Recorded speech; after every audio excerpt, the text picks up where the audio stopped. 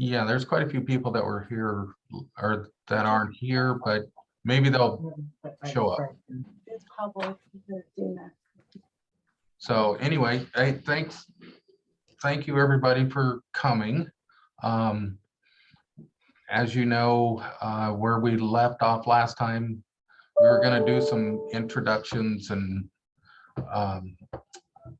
stuff like that. But before, since we have a guest that is pretty important to small business, I thought we'd let her say a few words. And her name is Jane Armstrong. She is the director of the Small Business Administration.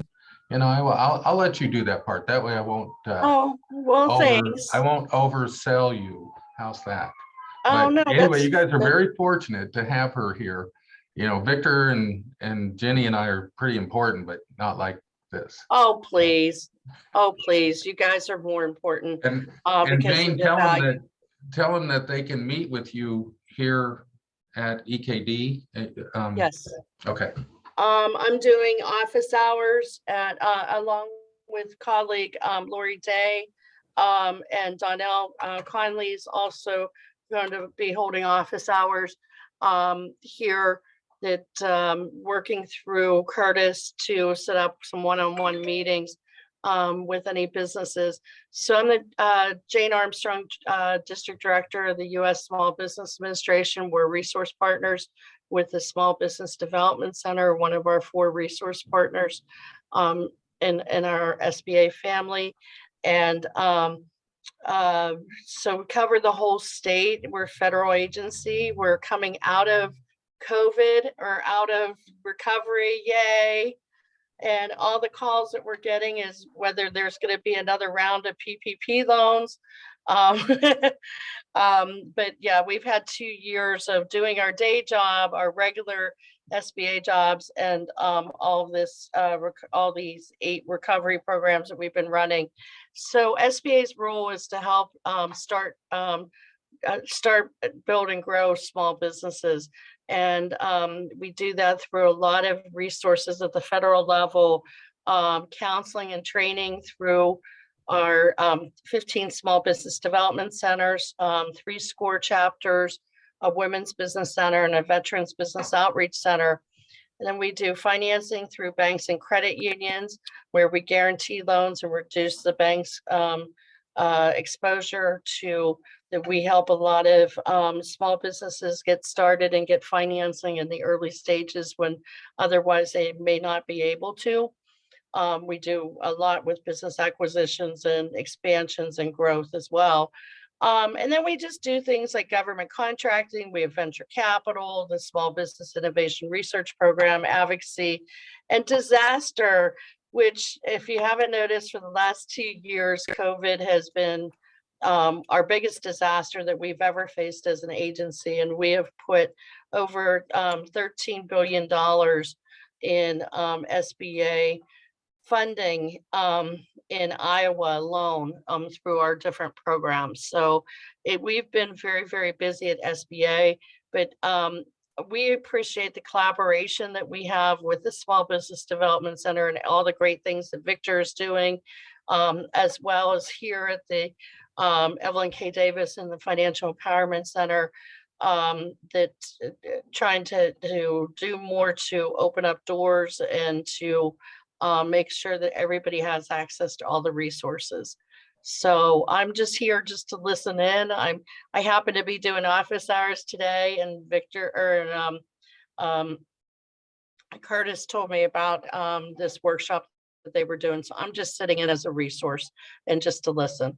So Victor, I will turn it over to you. Thank you, Jane. And thank you, Curtis, and thank you, Jenny. Last week, we did start the business model canvas, and we mentioned that we would start up today with you sharing a little bit about your customer segments and your value propositions. And for that, we're gonna ask each one of you who were here last week. I know, Laura, you weren't here last week, so you could just, in a little while, just introduce yourself and let people know what type of business you'll be starting up. But right now, let's start up with the customer segments. And okay, who wants to go first and share? First of all, share about your customer segment, share about your value proposition, but also introduce yourself to everyone.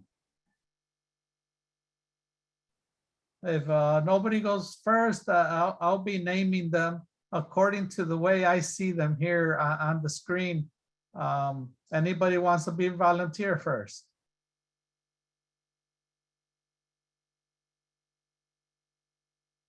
Okay, not everybody at the same time, but first person I see here on my screen is Ana Delgado. Would you like to share about your customer segment, value proposition, or just introduce yourself and about your business, if you have a business or if it's a business concept that you are working on? Yeah. Hi, my name is Ana Delgado. I wasn't here last week, so I am barely going over the information today. Yeah. So I am trying to open, well, I have a dessert shop, the business.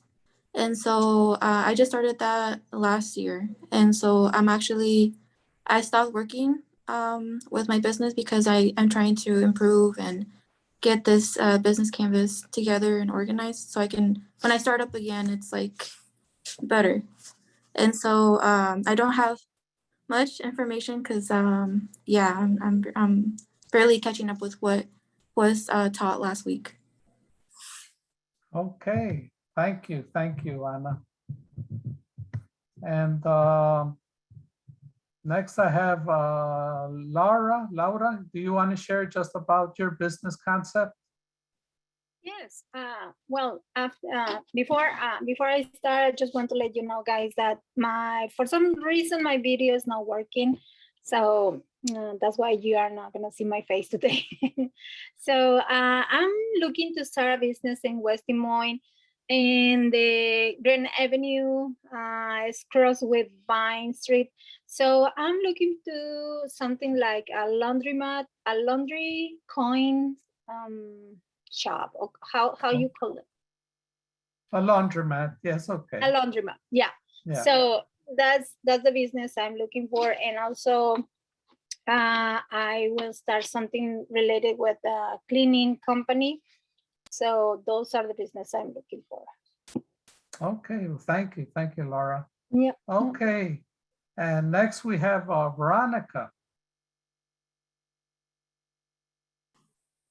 Hi, I shared my business last class. Do you want me to do it again? Yeah, brief introduction, yes. Okay. So mine is called OLC, Interpreter Consulting LLC.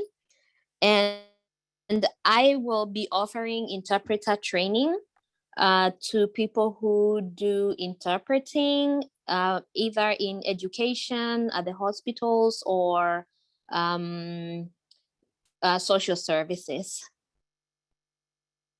Okay, well, thank you, Veronica. Thank you. Okay, I have someone on an iPhone. Would you like to introduce yourself?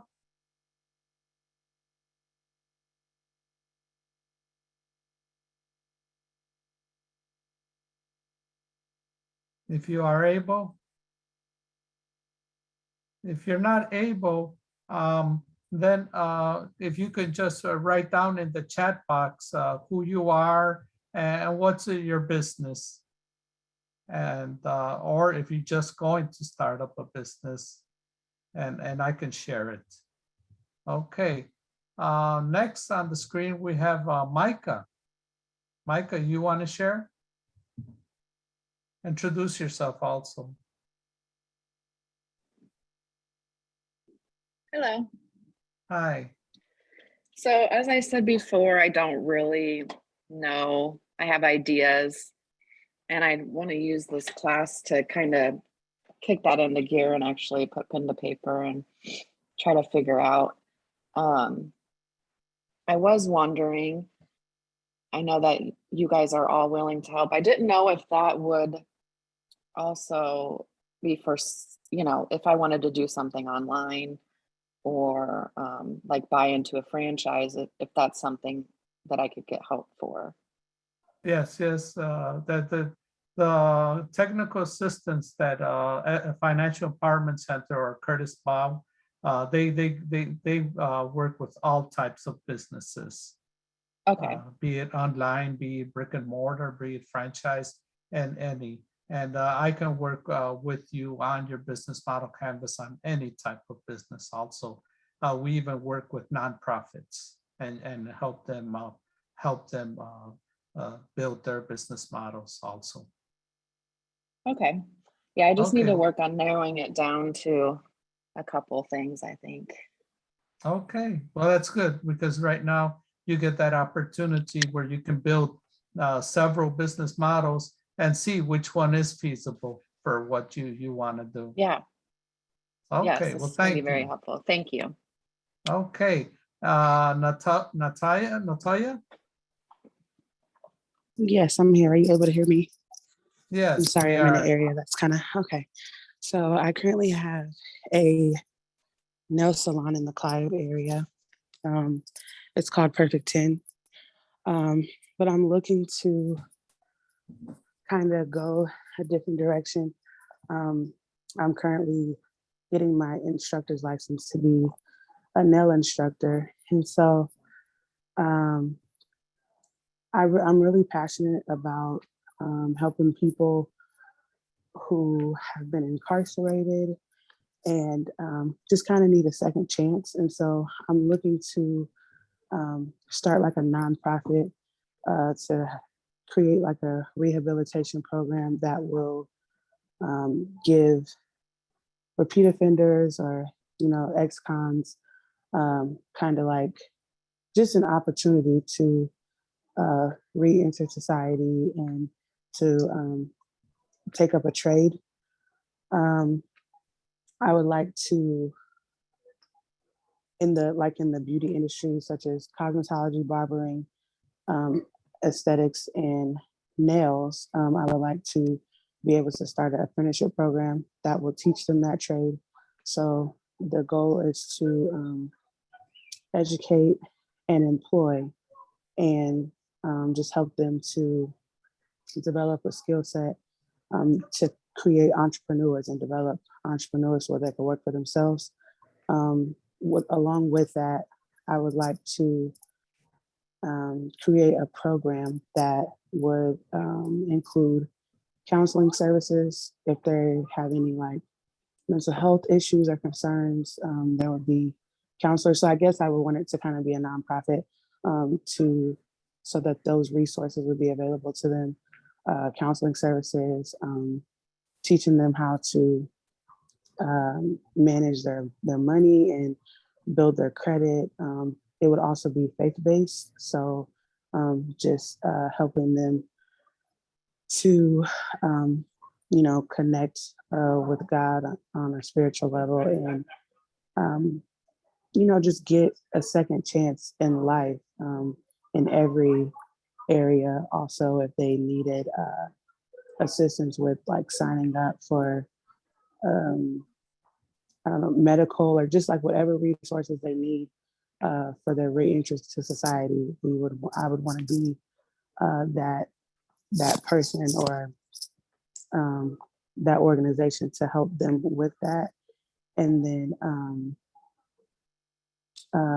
yeah, I mean, that's pretty much it. I'd also want to do like housing, for if they needed a place to stay once they get out of incarceration or whatever. So I know it's a lot, but that's kind of what my goal is in the future. Okay, well, thank you for sharing. And yes, you're probably going to have to work with Curtis on the legal entity making it for-profit and non-profit. You have to see how you're going to balance that. And so it's a good thing that you're going to work on your business model canvas to understand how to differentiate both of the programs that you want to work on. And thank you for sharing. Victor, can I ask a question? It's just Jane. Yes, go ahead. Latoya, we do work in the faith-based community with some workshops and everything. Are you affiliated with a particular church that you've been working with? Yes, I am. I'm a part of Revival Center. Which Church of center? God it's called Revival Center, Church of God in Christ. Revival Center. Okay. And then Okay. we're looking to get our nonprofit as well. And then we also are affiliated through our national church. It's something called Urban Initiatives. And so that these are kind of some of the components that they would deal with as well under the Urban Initiatives.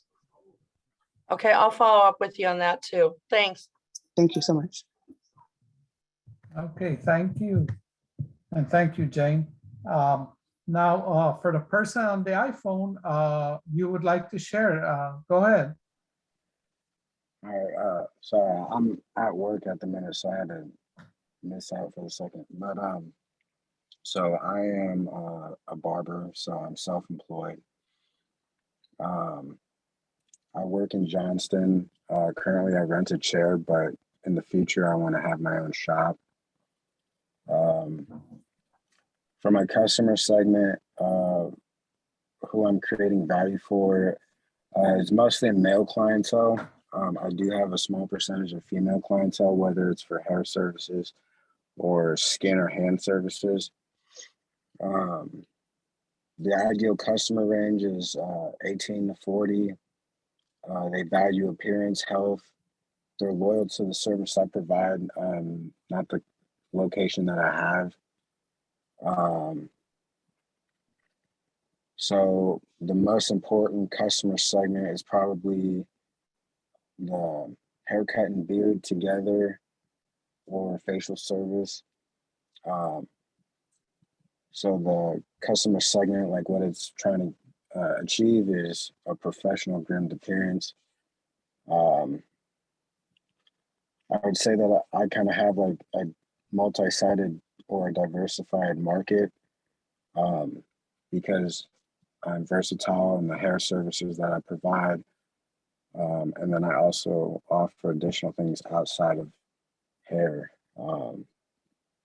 So really I can hit any target, but mostly like the best is haircut and beard on a man. For the value proposition, what makes my service and my product unique. I don't just offer a haircut. Like when I provide the service, I give you the haircut, but I also wash and style your hair. So you could literally go on a date or a business meeting or whatever. When you're done, I provide you aftercare instructions, whether you have a beard or a haircut or facial, whatever. I have aftercare instructions. What the problems I solve, I'm cutting their hair. They have a good experience and makes them feel good. And I would say that would be applied to satisfying my customer needs and what I'm delivering to the customer segment. Okay, well, thank you for sharing. Oh, could I have your name? Yeah, it's Jacob Saar.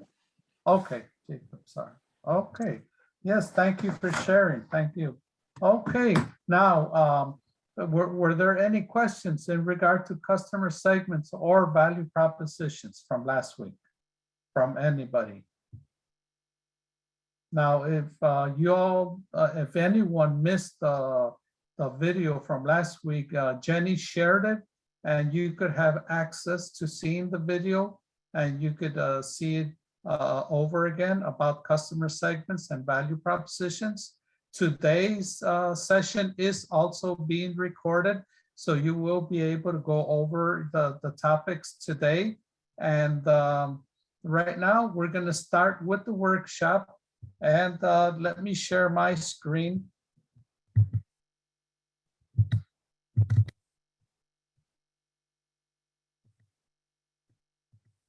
And we're going to start with channels. We talked about the value propositions and we talked about the customer segments. And now we're going to talk on the topic of channels. And after value propositions and customer segments, I consider the channels to be very important. Why? Because the channels are what connects your products, your services, your value proposition with your customer segments. And the channels are all the customer touch points or customer interfaces. It means they are the means through which you communicate with your customers, and they are the means through which you deliver your value propositions. So it's very good to study your channels because they are the touch points. And right now we're going to look at the 5 different phases that are critical to all small business. And before that, we're going to talk about the channels that they can be direct and indirect channels.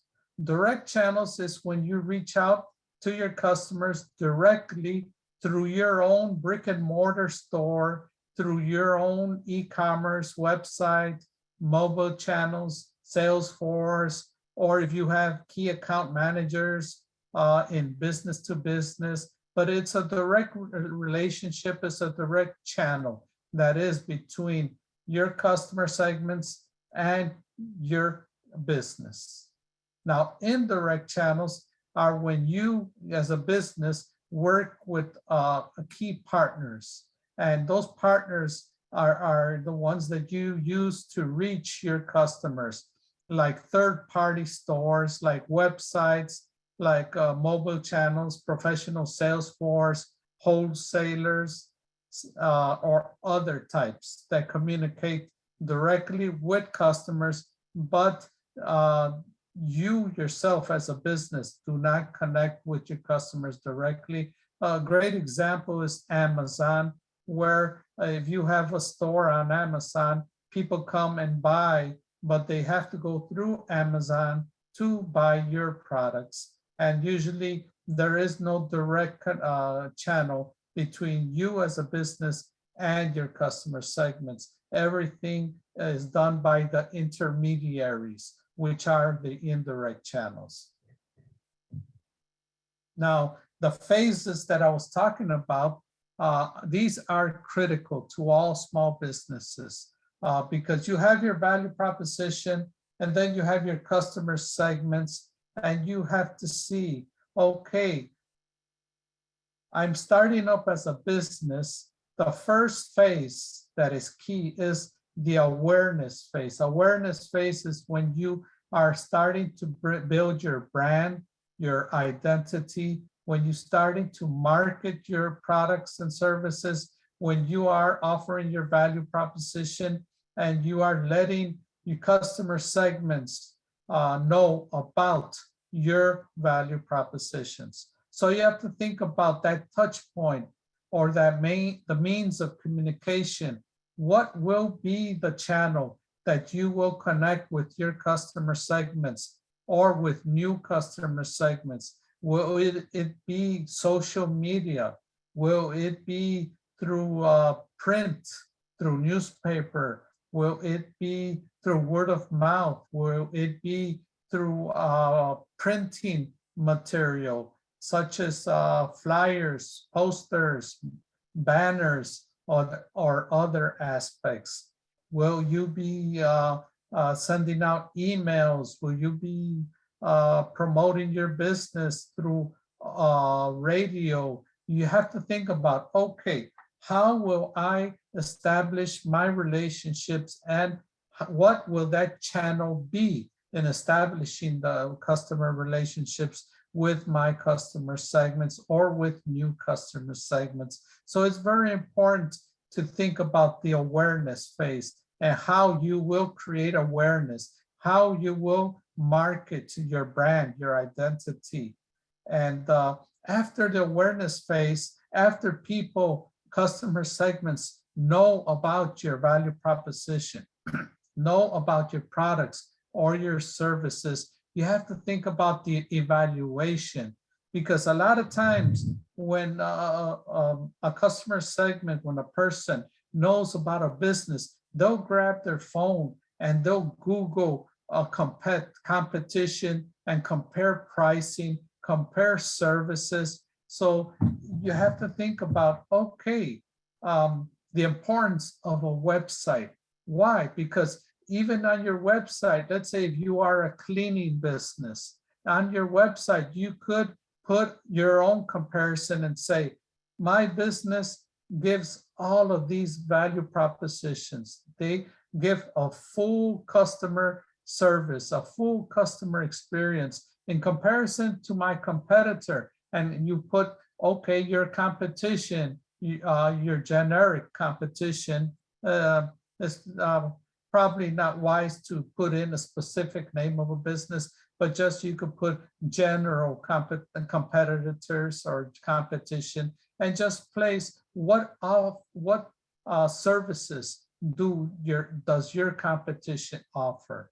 What products does your competition offer? And then you differentiate and show how your value proposition is better, how your value proposition is unique, which shows how your value proposition stands out among the competition.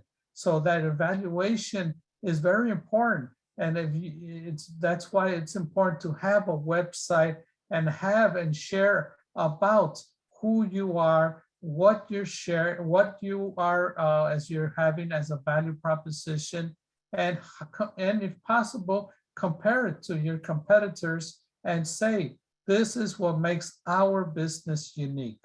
This is what differentiates my value proposition from my competition.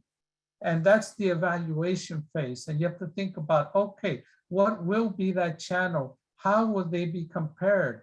If you have a restaurant, make sure that you always check on your Yelp page and see the reviews, and see also your Google page, and see about the Google business, and see what it talks about your business, and see the reviews that people are placing on these sites. So it's very important to always think about, okay, during the evaluation phase of the customer journey, what will be the way that I will communicate with my potential customer segments?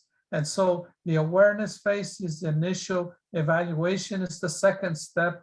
And once you have convinced your customer segment, then we come into the sales phase. And in the sales phase, what will be the touch points? Will it be automated? Will it be personal? Will it be a brick and mortar store? Will it be online? So you have to think about, okay, the sales of my value proposition will be through what means? And think about, if you're going to have a POS system, a point of sale system, or if you're going to have another app or another aspect. And then after the sales, you have to think about the delivery phase. And your customer segments are buying your products. How will you deliver your products and service, your value proposition to your customer segments? How would that, what will that channel be? So you have to think about delivery. How would it be? And then after sales. After sales is very critical. Why? Because you don't want to just sell once to a customer and then have to seek out new customers. But you want it to be a cycle. You want it to be where the customer keeps coming back and buying more products and even sharing by word of mouth or through reviews about their customer experience with your business. And so how will that channel be? What will that channel be after sales? And that's why we see the first thing, if we go to a store, let's say we go to a retail store, usually when we are about to pay, they will ask us if we want to be on their listing so we could get special offers or discounts or other specialties from them. And the first thing they would ask us is our name, our telephone number, and our email address. So that's something that we should think about as entrepreneurs and small business owners. How are we going to retain our customer segments? And think about how we could add that on if we have an app, if we have a website, or if we do brick and mortar, person-to-person sales. Think about, okay, what is going to be the means through which I retain the customers? And so that's why we see these 5 phases, and how important are these 5 phases. The awareness phase in order to market and to gain new customers. The evaluation phase where the customer segments, potential customer segments come and analyze and see and compare our products, our services, our value proposition with our competition. And then after they have made a decision and they want to buy our products, what is going to be the channel for the sales phase? Is it going to be a point of sales, or is it brick and mortar? Is it direct person to person, or is it going to be an app? Or you have to think about what is that touch point, and think about all of these touch points: the awareness, the evaluation, sales, delivery, and then after sales. Why? Because we want that yellow arrow that you see on the screen. We want it to continue, for it to be continuous, for it to for customers to come back and buy again, and not just to come back, but also by word of mouth or by review to share about the great customer experience that they have received through your business model. And that's the why it's important to think about the channel phase, because these are the touch points. These are where your customers get to meet with you and discuss with you and get to know about your value proposition and make a decision about your value proposition. And then they get the experience of receiving your products and your services. And afterwards, you retain your customer segments by the after sales touch point, where you send them special offers or discounts, or you just let them know about new services that your company is offering or your business. So this is an important phase, the channels phase. And the 2 questions you want to ask yourselves in regard to channels building block is, how can I reach my customers? The second one is also key, because sometimes we think about only about how I want to reach my customers, but we should go out there and ask customer segments, how do my customers want to be reached? How do your customer segments want to be reached? How do they want to be contacted?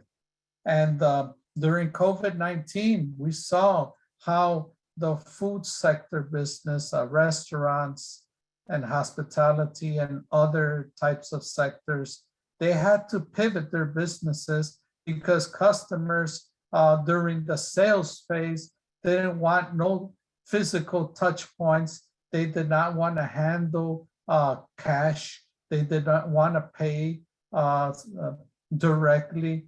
And so businesses such as restaurants, grocery stores had to pivot. For those that were not taking credit cards, they started taking credit cards. And I've seen that a lot through the ethnic stores that I have worked with, where they were on cash base only businesses, and they had to pivot. They had to pivot, and they had to pivot fast when COVID-19 came around. Otherwise, they would lose on the sales because people did not want to go through that touch point of a past experience where there could be the possibility of infection of the COVID-19 virus. And so people were avoiding all physical touch points. And the stores and restaurants had to pivot toward no touch sales. And so we saw that. So that's why we have to think about, okay, during this phase of COVID-19, how can I reach my customers, and how do my customers want to be reached? Eventually, we are coming out of the COVID-19 disruption step by step, slowly, but we have to think, okay, what will remain the same and what will change again? So we have to think about the touch points, all the different touch points. One thing I have seen now is that people want to go back to stores. People want to go back and have some kind of relationship, because a lot of us have been locked up.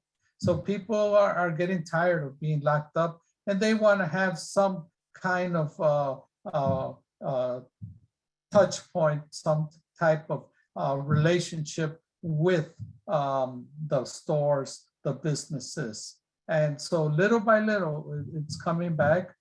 Yes, Omicron, the COVID-19 Omicron did stop that for a while, and people have been with that fear. But little by little, as we progress through COVID-19 and we come out of COVID-19, things will come back to physical touch points eventually. But in the meanwhile, we have to know, how do our customers want to be reached? And then the second building block that we are seeing today is the customer relationships. Customer relationships also goes hand in hand with channels. There is really no differentiation. The channel is the means, but the customer relationships is the link that you establish between your organization and each customer segment. It describes the nature of relationships, the type of interactions you establish with your customers. It specifies how you acquire, retain, and grow customers. And it's always based on the channel. And that's where we see this interrelationship. They're intertwined, channels and customer relationships. Channels are the means, they are the touch points, but the customer relationships are the link that you establish between your organization and each customer segment. Now, there are 4 themes that we should think about when we are thinking about customer relationships. And one is, what type of relationship does my business establish with the customer segments? Is it an indirect relationship, or is it direct, or somewhere in between? Indirect means that customers only deal with intermediaries. And then direct means that customers only deal directly with you, with your business.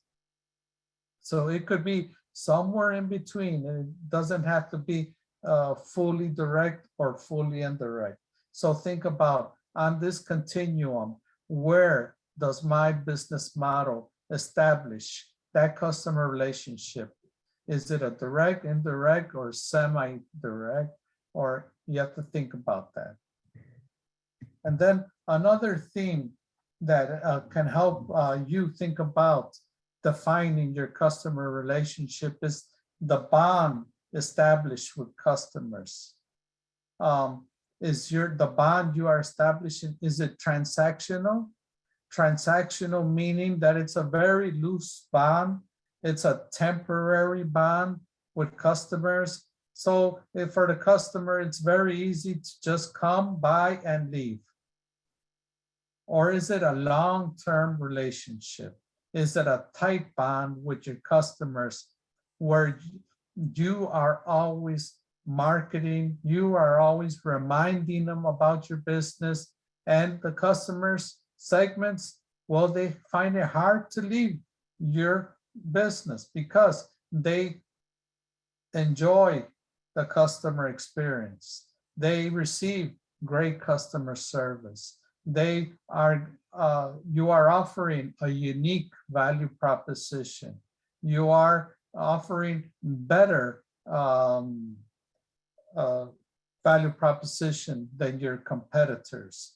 And so you have to think about your business model and what kind of bond are you establishing with your customers? Is it transactional or is it long-term?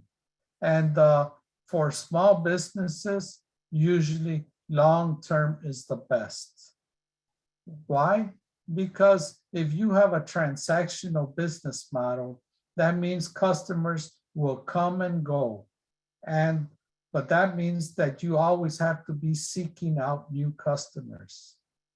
And it is always more expensive, the investment in trying to promote and market to new customer base, to new customer segments, than it is to retain customer segments and have them come back and keep buying and upselling and cross-selling from your business.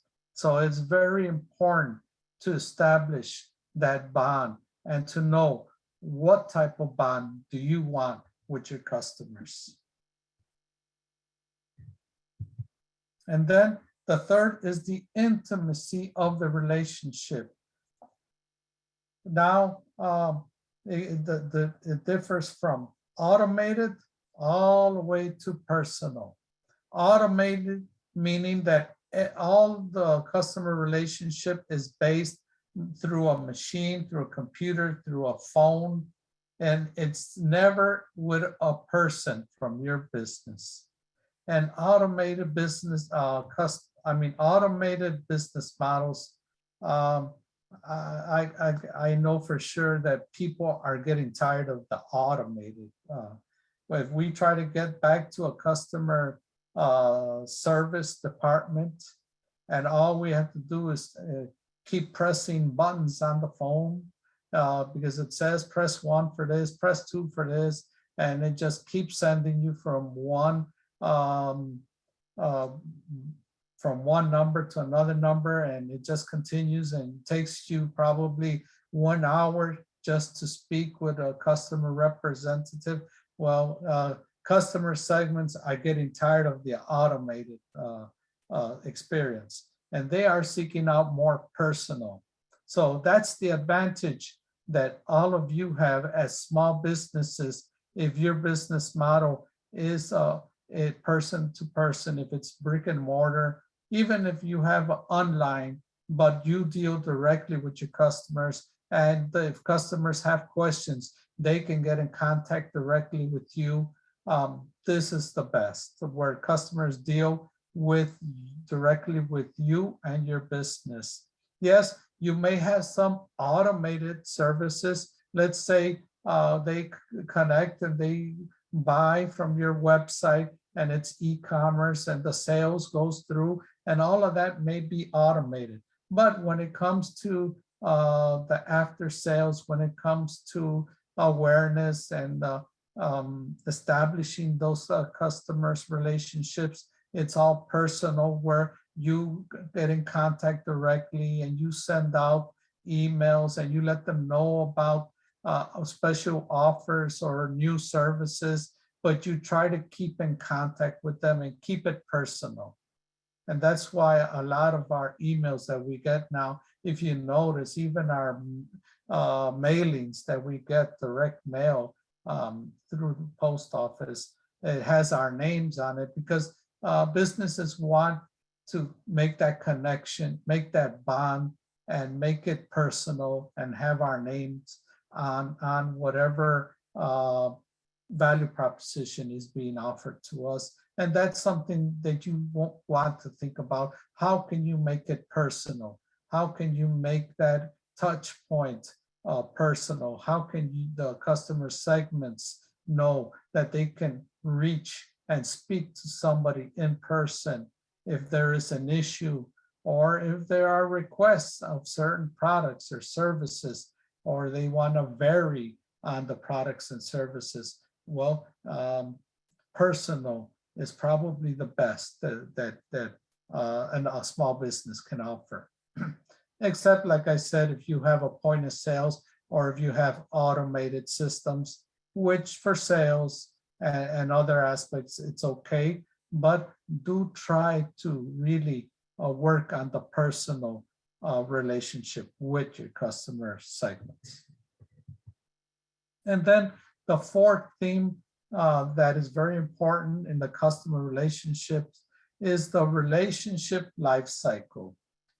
And when we're talking about the relationship life cycle, it's very important to think about these three phases about the acquisition strategies and how are you going to get customers, and then the retention strategies, how are you going to keep your customers, and then cross-selling or upselling, how do you sell more to your customers?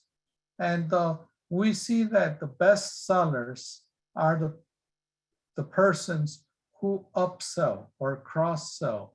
If somebody comes in looking for a suit, the best things for your business is for that person not just to leave with a suit, but maybe a shirt, a tie, a belt, or other accessories. So you have to think about, in your business model, how can you upsell? How can you cross-sell? If you are a consultant, you may start off with a certain type of counseling, but then you can upsell and let your customer segments know that for a certain fee or a certain subscription, they can have access to your consulting on marketing or advertising or even legal or accounting, but they can have access for a certain monthly fee. And that's upselling your business. Instead of them coming once a year, twice a year, 3 times a year, you will have them as a continuous customer segment. So you have to think about, how do you want to build that customer relationship? And remember, customer relationships and channels go hand in hand. Channels are the means, are the touch points, and the customer relationships is the type of link that you have with your customer segments. And then the third one that we are seeing today is the revenue streams. And if you notice, the revenue streams are on the bottom. And if you notice, the 4 building blocks that we have talked up to today come down, and revenue streams is the result of what you have built. And as we spoke about on the first session, revenue streams, value proposition, customer segments, customer relationships, channels.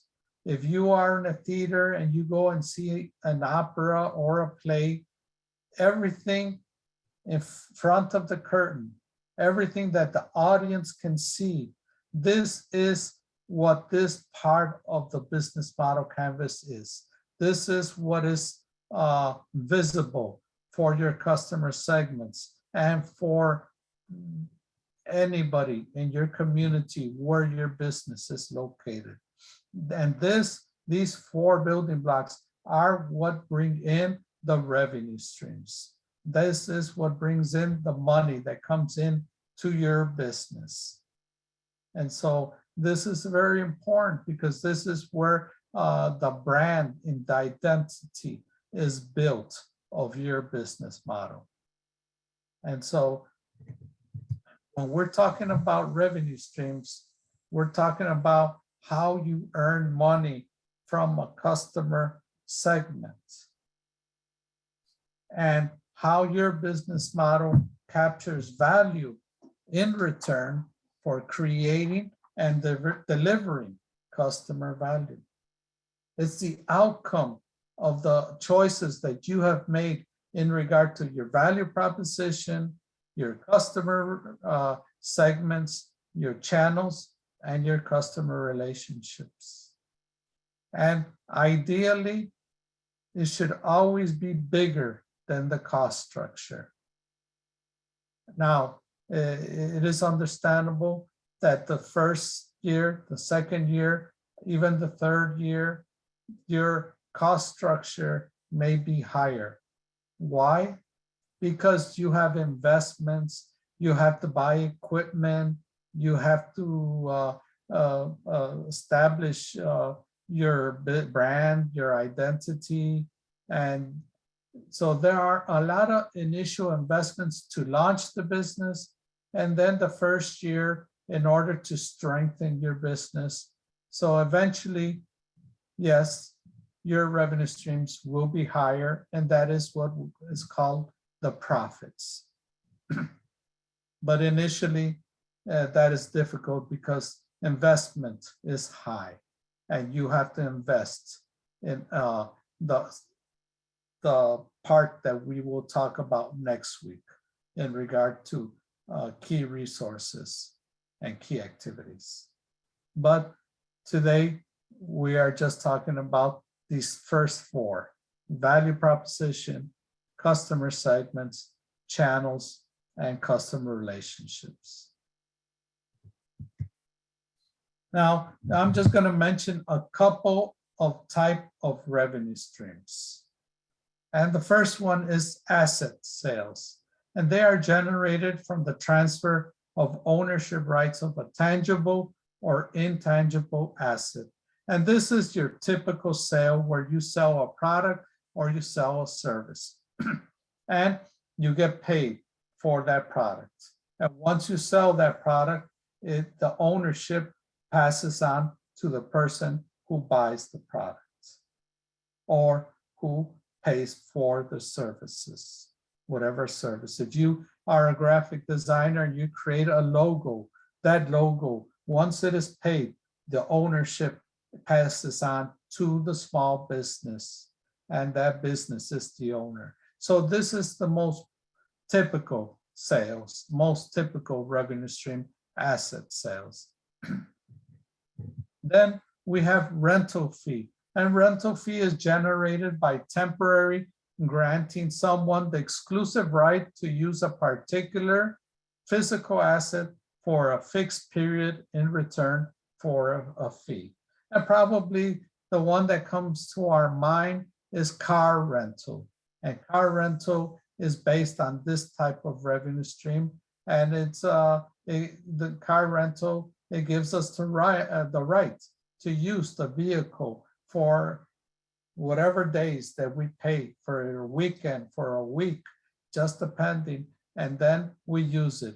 Or if we are moving, relocating from one city to another, we will go to U-Haul or another company and rent out a truck and move all of our furniture and other equipment to the new location. And that is based on the rental fee also.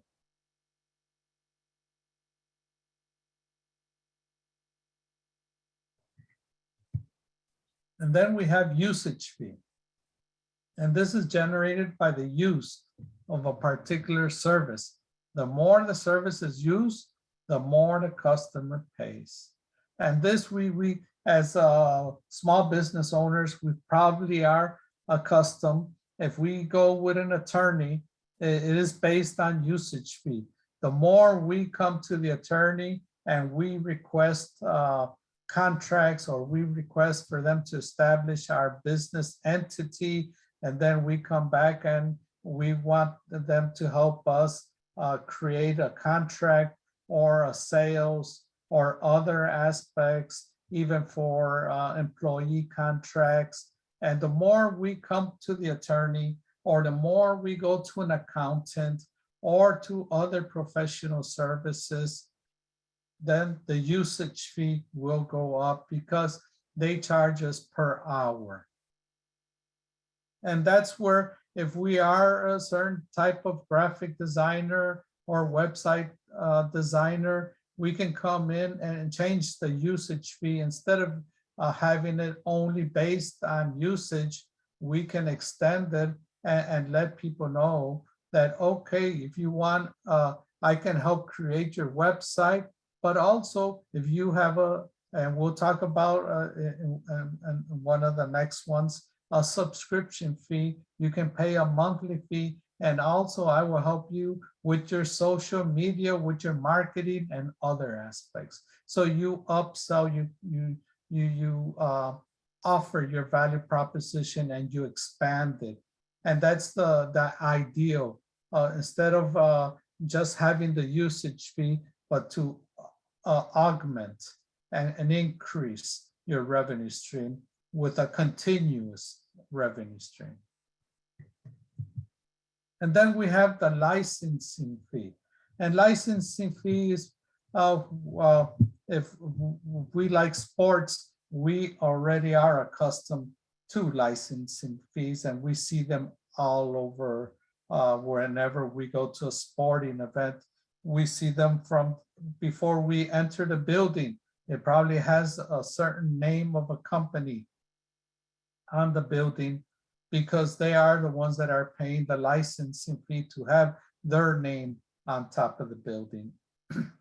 And then we can see on the uniforms for the sports equipment, and we can see them on the billboards, and we could see them on the scoring boards and other banners all around, and we see different aspects. And then out in where they sell the food and they sell products, we see a lot of products with the licensing fee already included, because it has the name of our favorite team on it. Could be a t-shirt, could be a sweatshirt, it could be a cap, it could be a banner, it could be anything. But that's how the licensing fee is generated. And it's generated by giving customers permission to use protected intellectual property in exchange for licensing fees. Another place that it's very popular to see is like at McDonald's and with the Happy Meals. And if there is a new movie that is coming out for children, most probably you will see the Happy Meal before that, and see and get in the Happy Meal the personalities or characters that will be coming out. And we'll see on the box of the Happy Meal the logo of the movie or other aspects. And so this is a very popular revenue stream also. And then advertising fee.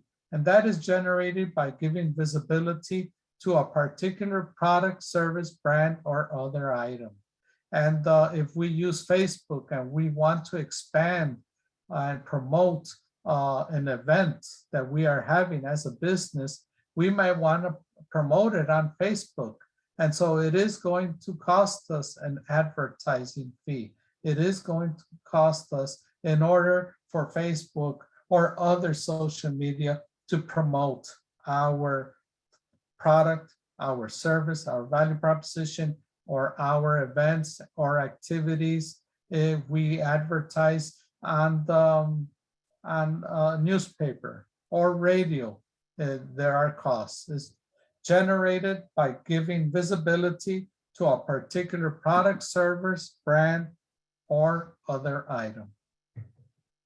And then we have subscription fee, and I've been talking about that regularly. Now, that is generated by selling continuous access to a service. Another business model that is using this subscription fee is local farming. And local farming have come up with subscription fee where they deliver to the doorstep of your house different fresh, organic sometimes, local grown fruits, vegetables, even meats, even dairy products, even honey or other products, flour or other that are grown and they are value added and they are created in the local economy, in the regional economy. And for a subscription fee, you have access to it on a monthly basis or on a weekly basis. It is all up to the customer segment and when they want the products delivered. And so that is something that is growing, subscription fees. And within services, if you have a gym and during this COVID-19, the gym had to be closed up, well, there were subscription fees, businesses that started up with subscription fees on video training through access online, and where they had access to a personal trainer, or they had access to a training that several people can be involved in. And so this was one business model that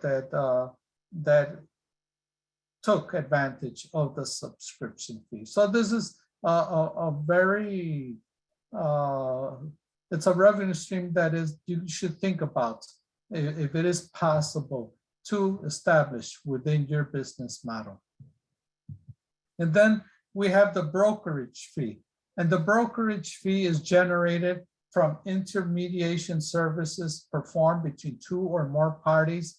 Probably the two most popular that we can think about is the real estate brokers who help us sell or buy homes, or investment brokers who help us buy or sell stocks, bonds, or they help us with our 401k or other aspects. And these are probably the most popular brokerage fees. And then when we're talking about revenue streams, we have to think about the pricing mechanism, how the price is established, and that the pricing mechanism is tied to a revenue stream. And there are two different types of pricing mechanism. Pricing is either static, fixed in advance, or dynamic, fixed on the spot. And typical static pricing mechanism is like the pricing of cars, or even just if you go to your store and you have all the products that already have a price on them. So they are static pricing. Now, when we're thinking about dynamic pricing, it is based on several different types. One is negotiation. That's a discussion and adaptation of a price between two or more parties. And this is probably the oldest type of mechanism possible. If you go to Africa, if you go to Latin America, in my native country in Mexico, if you go to the marketplace, even if you go to a furniture store in my native country, negotiation is still very popular. It's the seller, the salespersons will not be offended if you want to negotiate pricing. And this is very popular. Here in the United States, we've probably left this system behind a little bit, and negotiation is probably not so much popular within the regular marketplace. there are places where negotiation does take place. I know when you're going to go buy a house, there can be negotiation. There can be a discussion, an adaptation of pricing between the two parties. And then we have the other dynamic pricing called yield management. And the price depends on inventory and time of purchase. And normally this is used for perishable resources.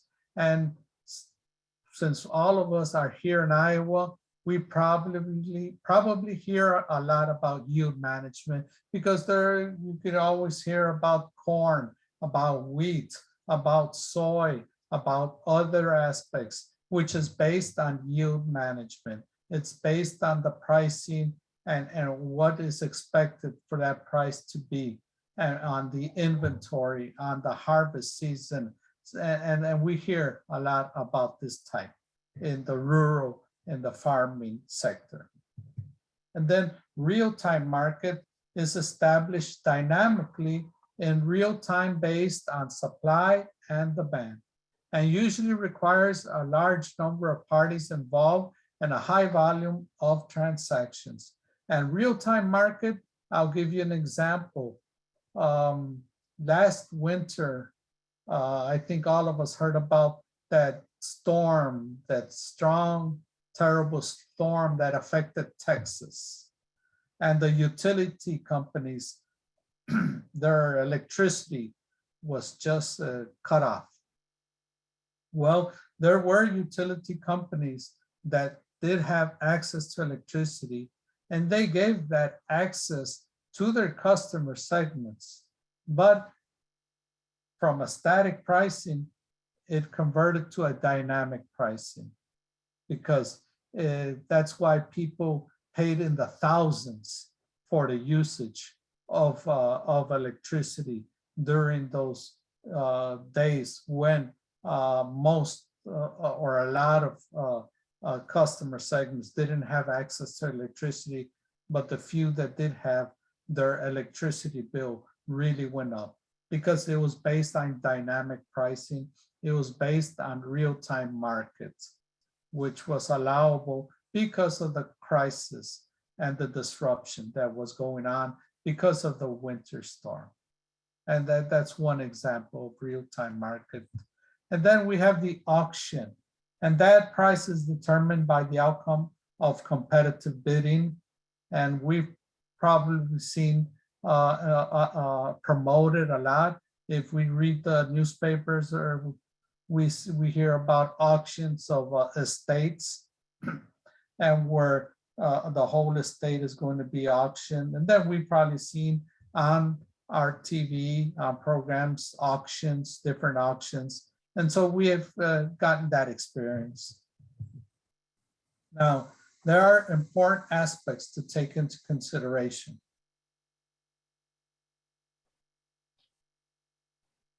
Make sure you clearly define who is paying and for what value, and avoid orphan revenue streams. Now, what do I mean by orphan revenue streams? Orphan revenue streams is when on your business model canvas in the revenue stream, you put that one of your revenue streams will be advertising, for example. But then within your value proposition, your customer segments, you never define who is going to pay that advertising. Is the customer segment that is visiting your website going to pay, or who is going to pay for that advertising? So you have to specify the revenue streams and who is going to pay for the revenue streams. Then choosing the right revenue stream and pricing mechanism can make a fundamental difference to your business. So it's always good to look into different options and see the different possibilities that are available. We talked about asset subscription and other types of revenue streams. So see, what are different options? As a business model, how can I establish different options and how can I upsell and open up where a customer segment continues to come and buy. And so what do you create? What kind of service? What kind of revenue stream? It's good to think about that. And with that, we're going to stop here, but I do want to remind you, as I have been sharing from the beginning, your business model, your business concept, this is basically, in a nutshell, what a business is all about. It's about creating value, delivering value, and capturing value. And you always want it to be a cycle. You want it to be continuous, because that is what makes your business successful. And as we saw in the channels, you always want to retain customers, and not just retain customer segments, but for the customer segments to, by word of mouth, by reviews, or other aspects, to bring in new customer segments, and always increase this cycle, increase what you are creating and what you're delivering and what you're capturing. And we're gonna stop there, and I'm gonna stop sharing. And now all of you are going to have the opportunity to work. We're going to give you about 20 minutes that you can work on those sheets that Jenny has sent out. The practice handbook, and just start writing down your ideas on these three aspects. What is the channels that you'll be using? The type of links, customer relationships, and just some ideas on what your revenue stream will be. And so it is 1:20. So we'll be back in 20 minutes at 1:40. Meanwhile, I will start sharing the sheets. I'll put each of them for 6 minutes approximately, so that you can see the different, the three building blocks that we are talking about. But meanwhile, I'm going to mute, and you have 20 minutes to work on your business model, and we'll come back in 20 minutes and we will share with each other what you wrote down.